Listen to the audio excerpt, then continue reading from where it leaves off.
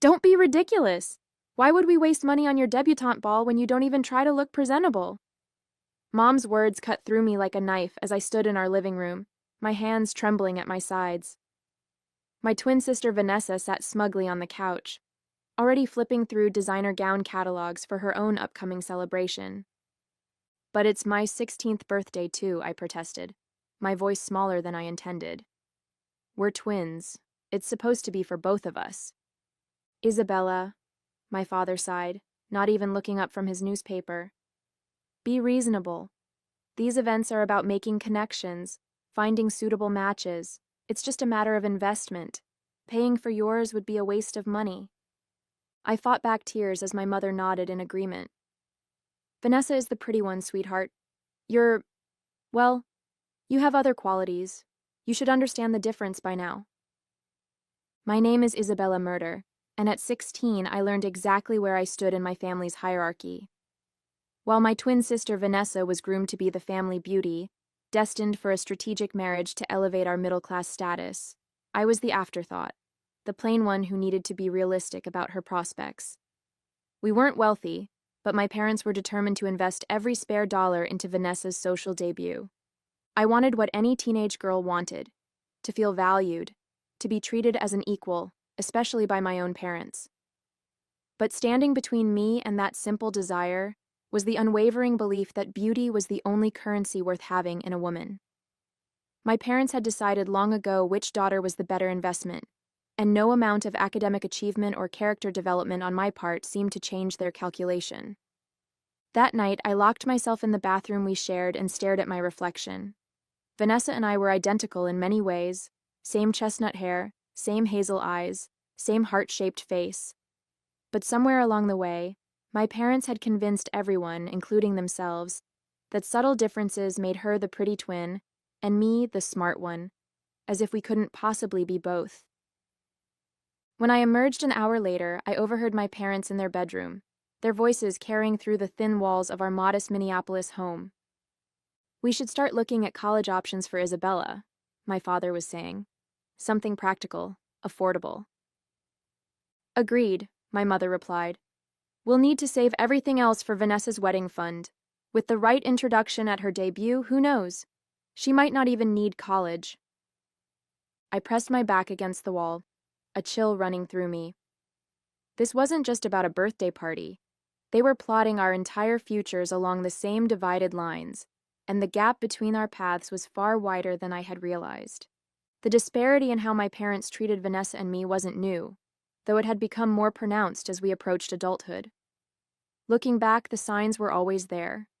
Vanessa received new clothes while I got hand-me-downs. She took dance lessons while I was told the library was free. Her academic mediocrity was excused while my achievements were expected. I coped by throwing myself into my studies. If I couldn't be the pretty one, I'd be exceptional in other ways. By 16, I had already mapped out my path. Top of my class, scholarship to a prestigious university, then law school. When Vanessa was shopping for prom dresses, I was researching internships. When she was perfecting her makeup techniques, I was mastering debate strategies.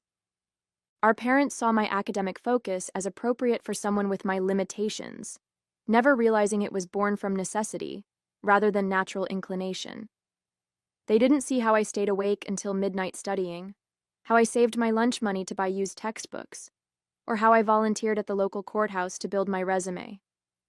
You're so lucky you don't have to worry about your appearance, Vanessa said once, as if she were complimenting me. Mom and Dad expect me to look perfect all the time. You get to just be yourself.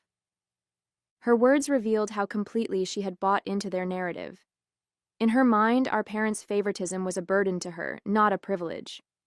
She didn't understand that their investment in her appearance came at the cost of investing in her character or intellect. Despite everything, I didn't resent Vanessa. Not really. She was a product of our parents' making, just as I was. On rare occasions, when our parents weren't around, we shared moments of genuine sisterhood. She would confess her insecurities, and I would admit my envy of the attention she received. These brief connections made me believe that beneath the competition our parents fostered, we might still have a chance at a real relationship. My Aunt Catherine was the only adult who seemed to see through the family dynamic. During a rare visit when I was 15, she pulled me aside after witnessing a particularly cutting remark from my mother about my appearance. "Your parents think they're setting you both up for success, but they're making a terrible mistake," she whispered.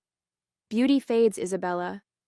Intelligence, determination, empathy, these are investments that appreciate over time."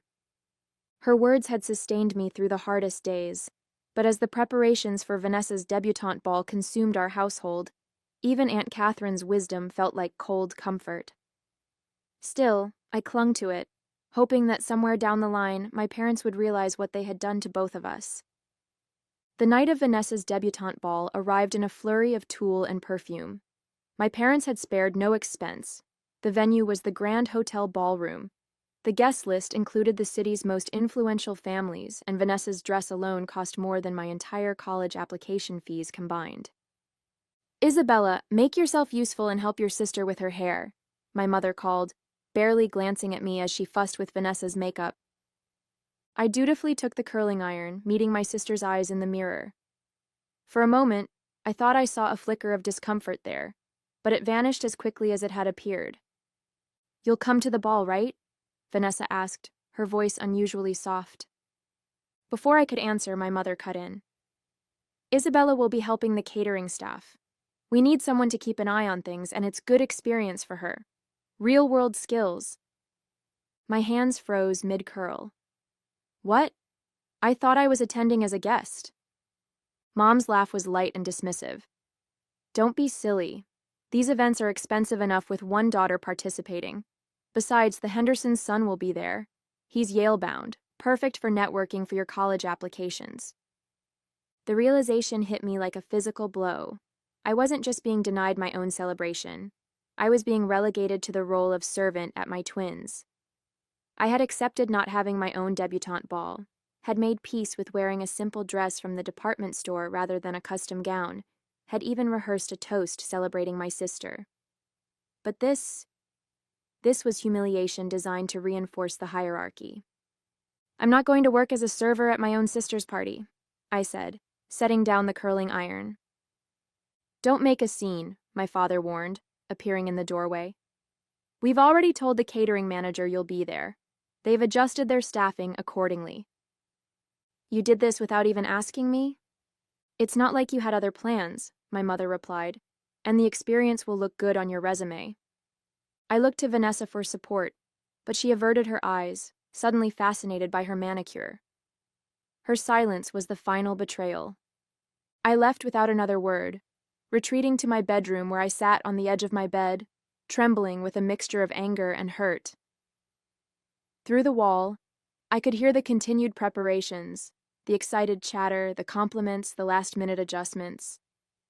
Later that evening, dressed in the black pants and white shirt my parents had laid out for me, I stood in the kitchen of the Grand Hotel, watching through the service door as my sister made her entrance down the grand staircase. The gathered crowd applauded, my parents beamed with pride, and photographs flashed. "Family of the debutante?" asked one of the actual catering staff, noticing my fixed stare. "No," I replied, something hardening inside me. "Just the help." That night, as I carried trays of champagne past guests who didn't recognize me as the honoree's twin, I made a silent vow. I would never again allow my parents to define my worth. This humiliation would be the last they would ever inflict on me. The Monday after Vanessa's debutante ball, I walked into the school counselor's office with a plan. If my parents wouldn't invest in my future, I would have to create opportunities for myself. "I'd like to graduate early," I told Mrs. Winters, sliding my meticulous research across her desk. "I've calculated the credits I need, and with summer courses and extra classes, I can finish by December instead of May." Mrs. Winters reviewed my proposal, her eyebrows rising. "This is quite ambitious, Isabella. May I ask why?" "The sooner I graduate, the sooner I can start college and become self-sufficient," I replied, the humiliation of the ball still raw. "I've researched scholarship opportunities and early admission programs. I just need your help making it happen." To my relief, Mrs. Winters became my advocate. Within weeks, I was enrolled in additional courses and weekend programs. My days started at dawn and ended long after sunset, but each completed assignment felt like a step toward freedom. My parents, predictably, were less than supportive.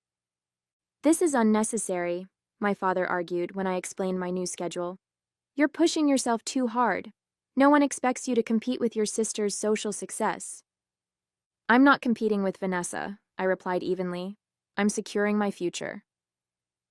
"What future?" "You're 16, my mother scoffed.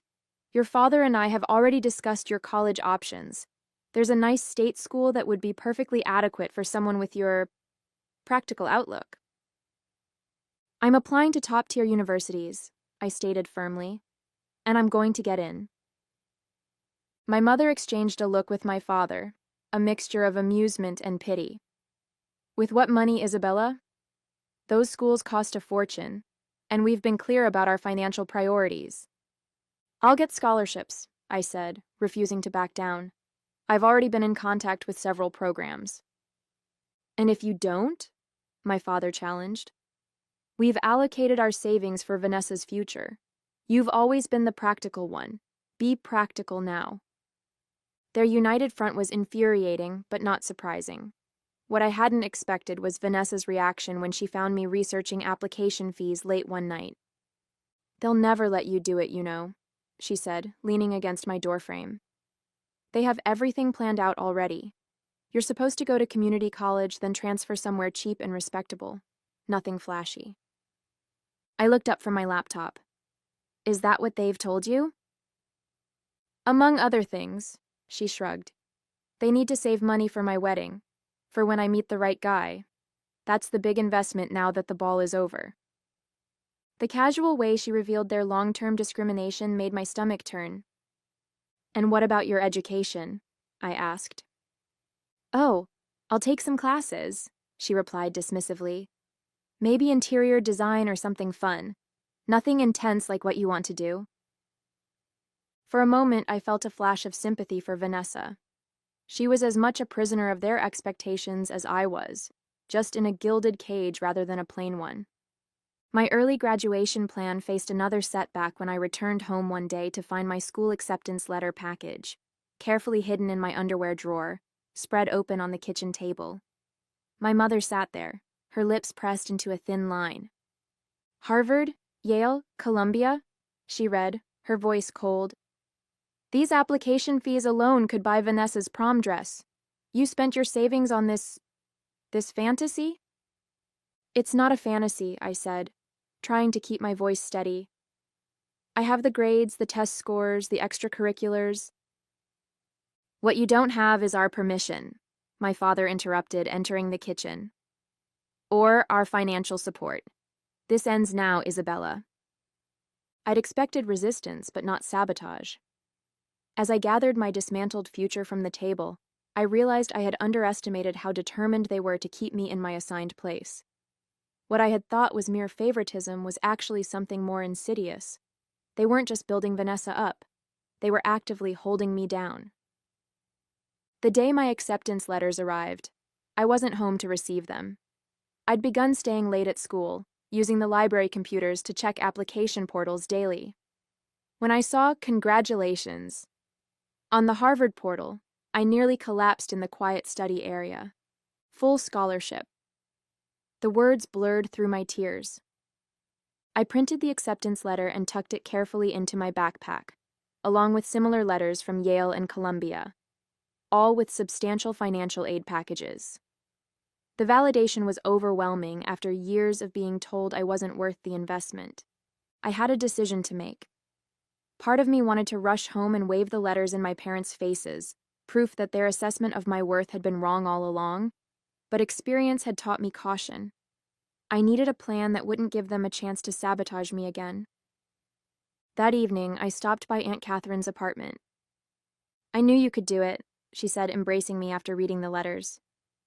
"Have you told your parents?" "Not yet," I admitted. "I'm afraid they'll find a way to stop me." She nodded, understanding immediately. "You're 18 now, Isabella. Legally, they can't prevent you from going." "But they control all my documents. Birth certificate, social security card, everything I'd need to register. Aunt Catherine's expression shifted. Actually, they don't. She disappeared into her bedroom and returned with a sealed envelope. After the debutante ball incident, I prepared for this day. I've spent the last 2 years obtaining duplicates of all your essential documents. I stared at her, stunned. How did you— I'm still your legal guardian on paper, she explained. Your parents named me as backup when you girls were born, and they never changed it. I didn't tell you because I didn't want to give you false hope, but I've also been saving for you. She handed me a bank statement showing an account in my name with nearly $25,000. It's not enough for full tuition, but with your scholarships, it's more than enough, I whispered, my hands trembling. Aunt Catherine, I don't know how to thank you. Just excel, she said simply. That's all the thanks I need. As I left her apartment, clutching the envelope of documents and the account information, I felt lighter than I had in years. For the first time, my future was truly in my hands. But the universe wasn't done with surprises. When I arrived home, I found Vanessa sitting alone in the dark living room. Where have you been? She asked, her voice strangely flat. At the library, I replied automatically. She held up 3 envelopes, my college acceptance letters. The physical copies had arrived while I was out. These came today, she said. I intercepted them before Mom and Dad got home. My heart sank. Vanessa, please. Harvard, Yale, Columbia, she read, her voice breaking slightly. All with scholarships, full ride at Harvard. I reached for the letters, but she pulled them back. Did you know, she continued, that I applied to colleges too? State schools, nothing fancy. I got in, but when I told Mom and Dad, they said it wasn't part of the plan. That the money was better spent on my social connections than on unnecessary education. I stared at her, struggling to process this revelation. You wanted to go to college? Of course I did, she snapped, tears welling in her eyes. Do you think I enjoy being treated like some prize heifer being groomed for market, having my entire worth tied to whether I can attract a wealthy husband? The realization hit me like a tidal wave. All these years, I'd thought Vanessa was their willing accomplice in my marginalization. I'd never considered that she might be trapped in her own way, crushed under the weight of different but equally damaging expectations. I didn't know, I said quietly. No, you didn't, she replied, wiping her eyes. Just like I never knew you were applying to Ivy League schools. They've kept us so focused on competing with each other that we never saw how they were controlling us both. She handed me the acceptance letters. Here, take these and go. One of us should escape at least. 2 months later, with graduation behind me and summer fading into autumn, I was preparing to leave for Harvard. My parents had moved from outright opposition to grudging acknowledgement, though they maintained that I was making a mistake. Liberal arts is a waste, my father reminded me over dinner. You should have at least chosen something practical like accounting. I'm majoring in political science with a pre-law track, I replied for the 12th time, and I have a full scholarship. It's hardly a waste. We'll see, my mother said with a tight smile. When Vanessa is settled with a good husband, you might regret all this independence. Vanessa, who had been pushing food around her plate, looked up sharply. Can we not talk about my hypothetical husband for one meal? Isabella's about to leave for Harvard. Harvard. Our parents exchanged looks but said nothing more. Since our late-night conversation, Vanessa and I had formed a fragile alliance. She had helped me pack in secret, storing boxes at Aunt Catherine's until I was ready to leave.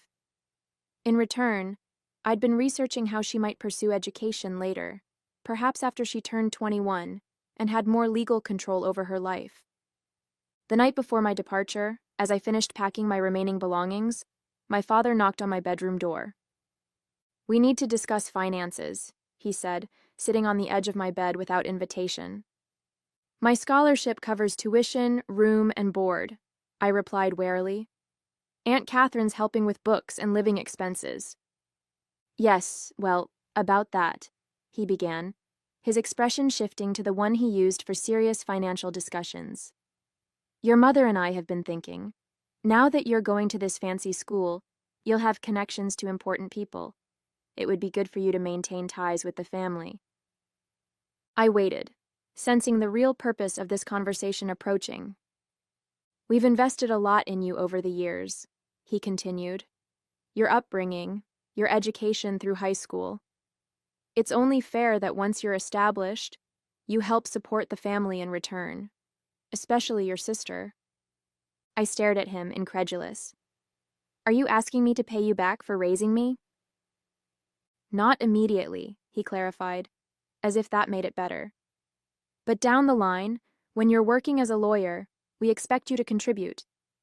Family helps family. The audacity was breathtaking. After years of telling me I wasn't worth investing in, they were now trying to stake a claim on my future earnings. I'll think about it, I said neutrally, unwilling to spark a fight the night before my departure. My father seemed satisfied with this non-commitment and left me to my packing.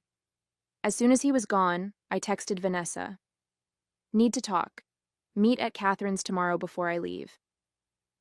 The next morning, I loaded my belongings into Aunt Catherine's car. My parents watched from the porch, their expressions a mixture of resentment and something that might have been pride had they allowed themselves to feel it. Remember what we discussed, my father said as I prepared to leave. I will, I replied, the words deliberately ambiguous. At Aunt Catherine's apartment, Vanessa was waiting. Her eyes were red-rimmed, but she smiled when she saw me. Ready for your grand escape? She asked, helping me with the last of my bags. Almost, I said. But first, I need to tell you something. I explained my father's visit, his expectation that I would financially support the family, particularly her, once I became successful. They're already planning how to use you to control me, I finished. Vanessa's face hardened. They never stop, do they? No, I agreed, but we can. I outlined my plan, a way for both of us to break free. I would go to Harvard as planned, but I would also help Vanessa apply for late admission to a college near me. With Aunt Catherine's assistance, we could get her out from under our parents' influence as well. They'll cut me off completely, Vanessa warned. Let them, I replied. Between my scholarship, Aunt Catherine's savings, and part-time jobs, we can make it work. We'll be free. Vanessa hesitated, years of conditioning visible in her uncertainty. What if I'm not smart enough? What if I can't make it on my own? You can, I assured her, and you won't be on your own. We'll be together, equals at last.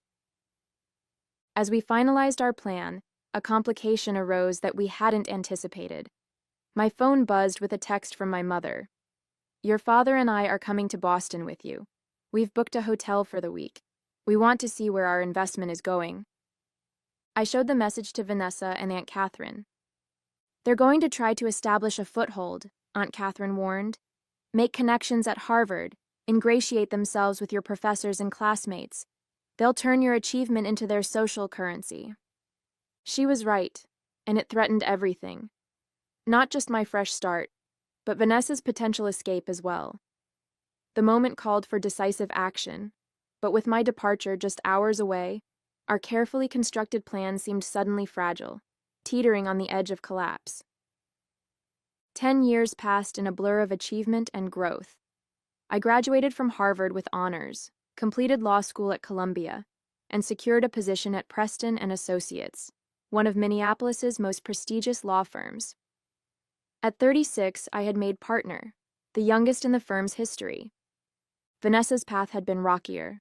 Despite our plans, she had ultimately stayed behind, swayed by our parents' emotional manipulation and promises that they would support her educational aspirations when the time was right. That time never came.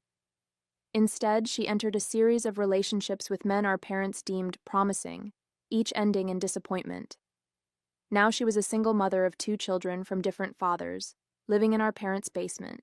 her potential buried under the weight of their expectations. We had maintained sporadic contact over the years, mainly regarding the children, James, 7, and Evelyn, 4, whom I adored despite the distance our parents had fostered between us. From Vanessa's increasingly desperate messages, I knew things at home had deteriorated. Our father had taken early retirement due to health issues, and their financial situation was precarious.